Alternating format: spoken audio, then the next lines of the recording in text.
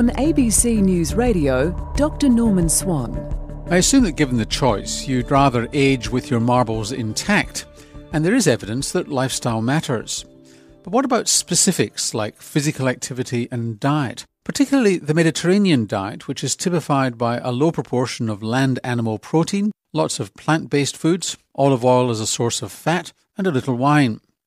2 recent studies of people in their mid to late 70s help a little.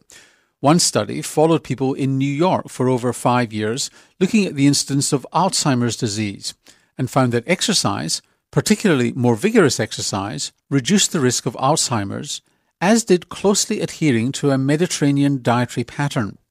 About 1 in 5 people with the lowest level of exercise and diet adherence developed Alzheimer's, compared to about 1 in 8 who were goody two-shoes, and that was after allowing for other differences between the groups. The second study in France looked at decline in thinking ability and the Mediterranean diet and found a weaker link and no effect on the risk of dementia. It may be that in France the average person eats more of a Mediterranean diet than Americans to start with, making differences hard to find. The thing that probably really counts, but which is hard to study, is long-term adherence to a healthy diet. But even with the modest evidence offered so far, it would take a demented person to think that hamburgers and chips and sitting all day in front of the telly are what will keep your marbles polished. A Health Minute with Dr. Norman Swan on ABC News Radio.